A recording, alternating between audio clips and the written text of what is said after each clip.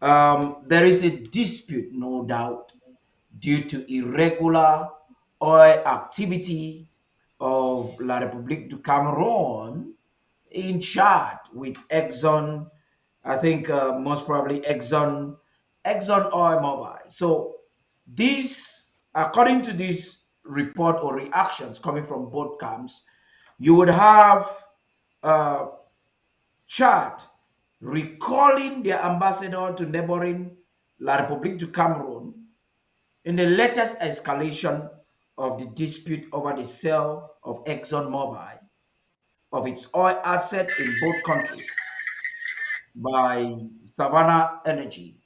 So this, we thought that Bia's wife and son Frank, wife Chantal and son Frank, are actually the masterminds behind this activity. Exxon closed sales of its operation in Chad and Cameroon to Africa focused oil and gas producing Savannah in a 407,000 7 million US dollars deal in December.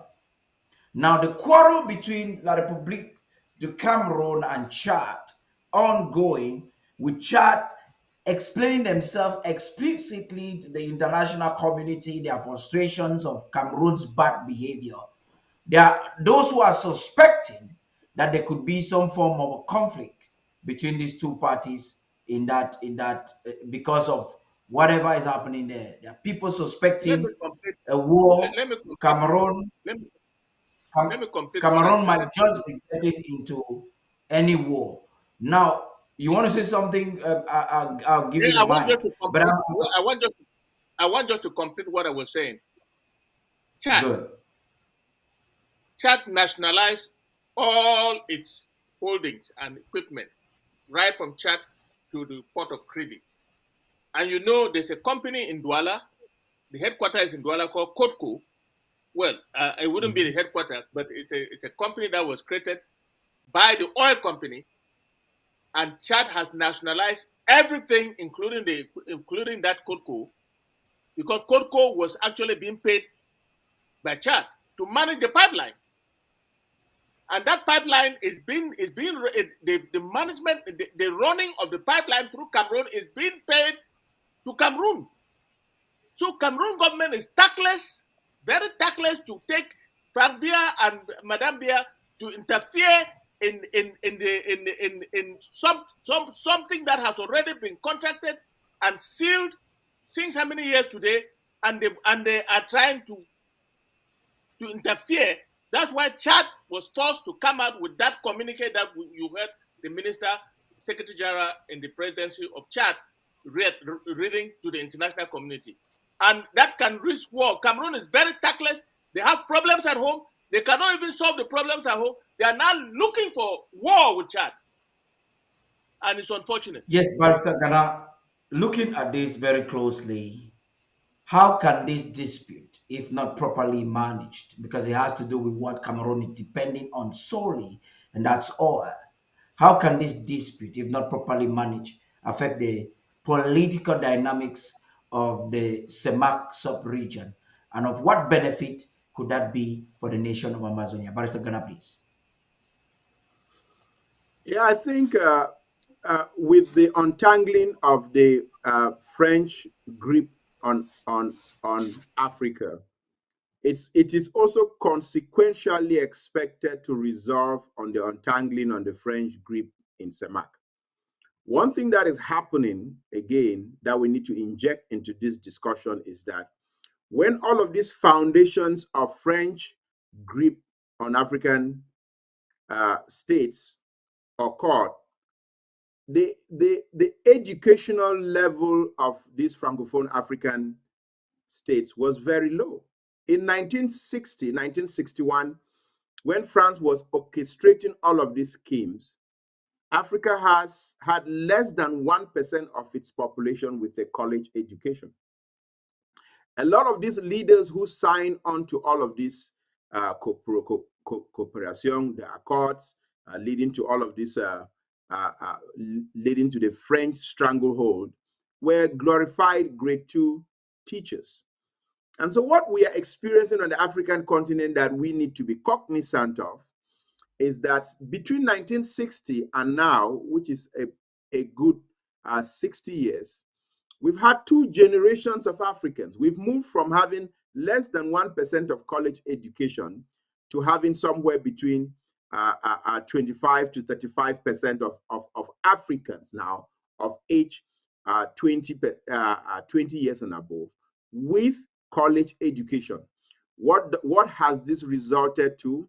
This has resulted to more sophisticated thinking. This has resulted to more people, a majority of Africans now understanding their interests. This has resulted to people now moving into leadership who are globally traveled, mentally globally traveled, who are not willing to accept schemes where they sell their nations to France in return for peanuts here and there.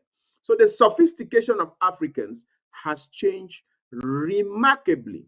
And so France is finding itself dealing with Africans who are remarkably different from the Africans it dealt with in the 60s. And when you come to this situation of this dispute between Cameroon and Chad, I mean, it's a crazy dispute in the first place because, I mean, Chad drills oil, I mean, leveraging these international corporations. That oil travels through ROC, and it's in the interest of both countries to maintain the agreements that it has. It's in the interest of Cameroon to maintain those agreements because it's financially benefiting from them. But there's a saying that I've always said here, and I've always said, when the first button of your coat is wrongly buttoned, everything is going to be twisted until you correct that. The first button of Cameroon's coat is wrongly buttoned. The foundations of what it calls a nation are wrongly constituted. And tying Ambazonia into Cameroon has let LRC itself not be able to build a properly functioning nation. It has led LRC not to be able to establish a proper leadership structure. It has led LRC not to be able to establish rules of democracy which it can follow. It cannot even follow its own rules. Barrister So and Barrister Mbesa, they are very, very mindful of what happened in 1996 when they drafted that 1996 constitution. RRC cannot even implement it. So when you look at this issue of the attempt of theft of state resources by Madame Bia and Frank, and leading to that dispute with Chad, it just speaks to the untangling of that rotten foundation which France planted in Africa and is going to continue to untangle. And part of that rotten scheming is the attempted weaving of Ambazonia into LRC, which what is happening? It is untangling. So it is going to directly benefit Ambazonia. And the conflict between LRC and itself, as well as LRC and its SEMAC brothers such as Chad, is going to continue to unravel until Ambazonia is free. When we said this revolution was a God-ordained revolution, we couldn't have been more right. Because if you look at all of the things that are happening, the dispute between LRC and Chad, the attempted or the alliance or the treaty signings between LRC and Russia. If you look at the untangling of the French diplomatic global position that affects the rest of the world and Africa, you'll see that a revolution is happening at a time that is going to leverage all of these untanglings. And Ambazonia, like I said, is already free. And everything that is happening is not happening to us, it is happening for us, Ambazonia, towards our freedom. Thank you. That Can I was say quite can I instrumental. say something? Can I say Yes, something? please. Yeah, please go Yes, ahead. I think there are many things that we're not understanding. Like Brother so say they are not tactless now. The regime in Yaoundé, in my own description, is a gang of licensed national armed robbers. All of them. Yeah, it's a gang of licensed national armed robbers. Mhm. You see what is happening with the pipeline and so on and so forth. It's happening because a new generation of people have come to Chad, who have come to power in Chad. And what the other people were doing, they are not comfortable with it. That's why if you listen to that minister, he says the Chadian government protects national interests. The Cameroon government protects private interests. You talk about SNH. Up to today, since 1975, nobody knows what money comes in through SNH. Nobody knows, even Parliament. And how is it managed? It is managed by a close circle of people appointed by Biya who are unaccountable to him alone.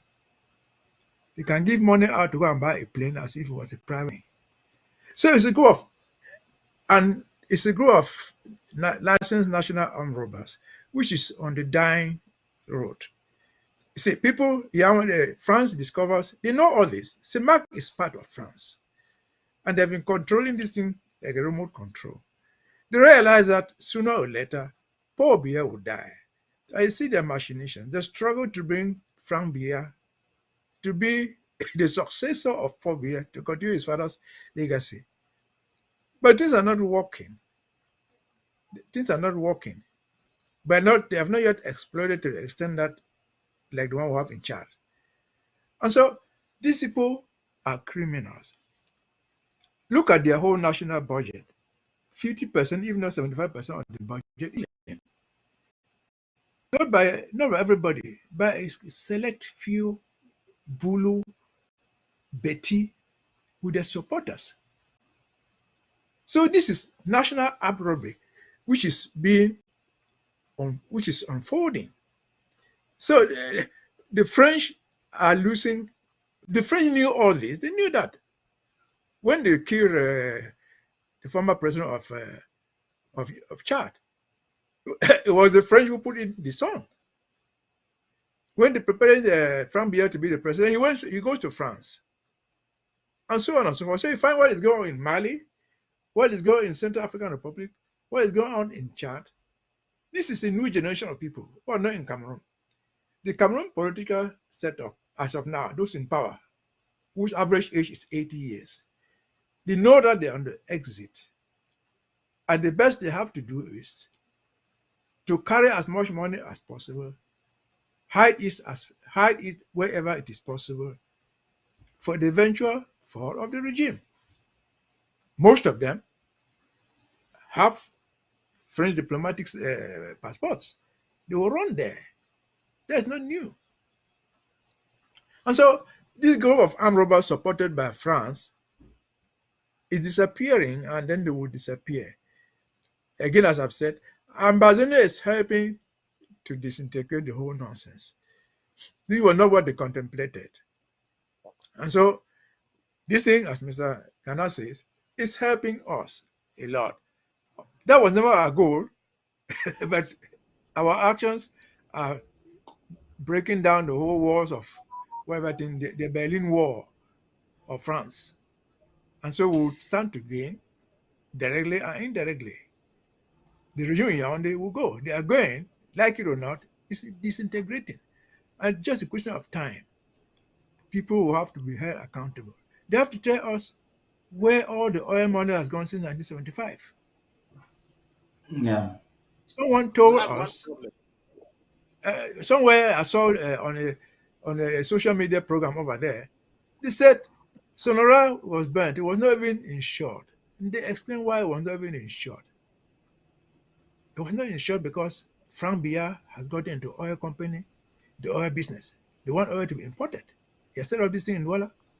And So this I is mean, not part of this is actually not part of our discussion, but it's a team. You just mentioned Frank Dia that they are trying to install him. And I'd like us to look at that very, very briefly. and it's not possible, do you really think Cameroon will not pull through having to enthrone him as successor of his father? Because supported by France, you saw uh, the president of Chad, former president of Chad, um, allegedly killed, and a few days his son despises constitution, and before we know it, Macron is visiting to enthrone him. Nothing has happened. His son was not the successor by constitution, but happens to find himself there. Terrible, very terrible. Looking at all of this, uh, do you think La République du Cameroon, with their aides, will not be able to have France installed like Idris Déby's son was done in Chad? No, Can I answer I that? don't think so. This is my view. Even if they succeed in installing him, he's not going to be the son of Idris Deby, who himself is a military guy. Whoever succeeds Paul Biya tomorrow, where it is his son, from what I see on social media in La Republic, that guy is going to have tough times. He's not going to have it as easy as they had in Gabon, as easy as they had in Togo, as easy as they had in Chad. No, I don't believe so. So we They will not, agree it's I going that have, to be the difficult days for them. I have ahead, a different view. the days I have a ahead different for view. La. Yes. You want to add something? You want to add a view? I Please, have, yes, I briefly, have a Barrister. different view. Biya will be unable to install his son. Okay. Let me repeat myself. He'll be unable to install his son for a simple reason. There is the two groups are fighting each other, and they are not fighting because of Frank Biya. The Bulu Beti group is led by Mbogo, Ayolo Mbogo and Motaze, the finance minister. And the other group is led by Ngongo. And these groups are pointing guns at each other. Ngongo has the B and the Israelis behind him. And Amugu Belenga and his group, that is the Motazi group and the Ayolombondo group, they have the militia that Mugu Belenga has put together and the Russians in Central Africa. And all of them are pointing guns at each other. And if Biya attempts to put his son directly as he contemplated to do, it will not work. What Biya has done, which I'm watching very carefully, is that he has appointed 30 members of the National Assembly, and among them, Frank Biya's uncle, the follower of Irene Biya. And I read it as if Biya goes and that man is appointed the president of the National Assembly, up to now they have appointed, Biya has appointed the dead man, and I'm sure he's going to resign one of these days and hand over The to bear Kili. himself is an institution, not an individual, because the individual is Yes, vegetable, yes, yes. suffering I from agree. advanced. Paddy, I point of agree. order. That's why I think that Biya Point of will order, not be Paddy. able Okay. to force his son into power in Cameroon. Point of There order. must be conflict. I'm foreseeing a conflict coming from the north and coming from the two factions of the Beti Bulu group. And the And Burmese are there to ensure Kamto no, the can Burmese also. are non-starters. They are non-starters. Point They of may have order. money, Point of order, Paddy. but they are not. They are not. But they are not. They are not. They are not. Barrister Fu is calling for an order here, No, please. I'm the one calling for point of order. And my suggestion is these topics are so interesting. They are not helping us. I would suggest we go back to our thing. Maybe Yeah, we'll go that back to our was why I was study. trying to interrupt us so Yeah, that we can because go we are in. going to spend the whole day talking about this Our BS interest nonsense. in this discussion is this. Our interest is we want to see they say No, I conflict in the understand. I camp understand what I'm early suggesting. so that we I can understand you. get some gains. What I'm No, suggesting is this. I know that it's so I was Let's nice. coming for move a with point. Because what I was coming for a point. I was coming to an economic point. Now, what I was trying to La suggest is this, Republic gentlemen. relies mostly on Ambazonia. They had Well, what relied I on was trying to say, Ambazonia before. Paddy, Today what they I are was trying to relying say is this. on Ambazonian oil. They are relying on Ambazonian resources, but we have started economic sabotage, but we have not gone far because they are still drilling the oil. They are still living on it, and that's a problem that we have to solve. What I was Yes, trying to taking us suggest, back Paddy, to is this. where Paddy, let me taking make us Alre- back to where we began the Paddy, discussion. I was Yes, suggesting taking that, us back to where we began the discussion. I want to take yeah, us back to where we yeah, let us go just back to our own issue. We Barrister can Tito, have this one for another taking debate. us back to where we began our discussion before Barrister Ghana came in. I was actually allowing you all to express yourself so that we can go back there as a way of concluding our discussion. But Ghana, it would appear you want to make a brief comment. You make a brief comment so we can go back to where we began and have a yeah, conclusion. yes, I wanna make a brief comment in saying, and I think I agree with Barrister Beseha that we need to focus on Ambazonia. But however, I think what happens in LRC in a lot of ways also affects Ambazonia. You know, whether it's what is happening in Nigeria or LRC, any of our neighbors affects us. I just want to make a brief comment that one thing that we know with the people who are in power in LRC, okay, is that they have not been able to manage anything since 1982. They have not been able to manage anything since Ahidjo transferred power to Biya. If you look at every institution that they have been put in charge of, they have squandered. If you look at Mm. from when Mr. Zach Fonjindam left Chantier Naval, when Chantier Naval was like a shining light in the nation, you look at Chantier Naval now, it is a shadow of what it used to be. If you look at all of the Beti Bunu Ewondo people who've been appointed as head of national corporations, they have mismanaged it. They have squandered everything. If you look at the city of Yaoundé, it is nothing but a shadow of what it used to be. They don't even have running water. Electricity is not reliable. Why am I saying all of this? If you even look at their handling of like the buildings in Washington, D.C. that were being used as embassies for Cameroon, they gave the money to fix the embassies and they embezzled the monies. Why am I saying all of this? If these people cannot manage things, how do you think they are going to be able to manage the transition of power from Biya to somebody else of theirs? That is why I subscribe to an angle of what Barrister Funso is saying, is that given their track record, what is more predictably expected is that they are going to be at each other's throats because they cannot manage anything. Us as Ambazonians, what do we need to do? We need to be ready. We need to be proactive. We need to be prepared. We know LRC has been killing our people. We know LRC is going to try to send in more troops to kill more of our people to distract from the nonsense and the escalation of their own greed. So what do we need to do? We need to build our reserves on the ground. We need to build our capacities to defend our people.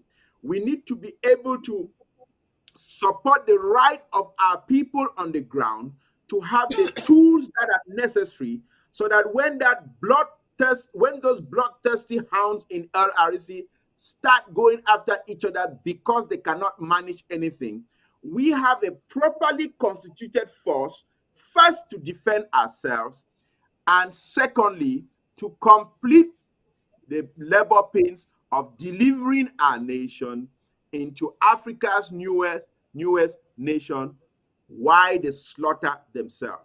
I don't wish for that, but I don't see that as avoidable. So we need to be prepared. We need to have the instruments. We need to keep our people on the ground, and we need to support their right to arm themselves for self-defense, to also defend the sovereignty and the independence of Ambazonia. And That again, was amazing.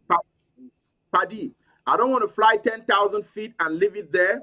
I need to land with those who are watching. That is why you need to pay your draft. That is why you need to support your LGAs and your county.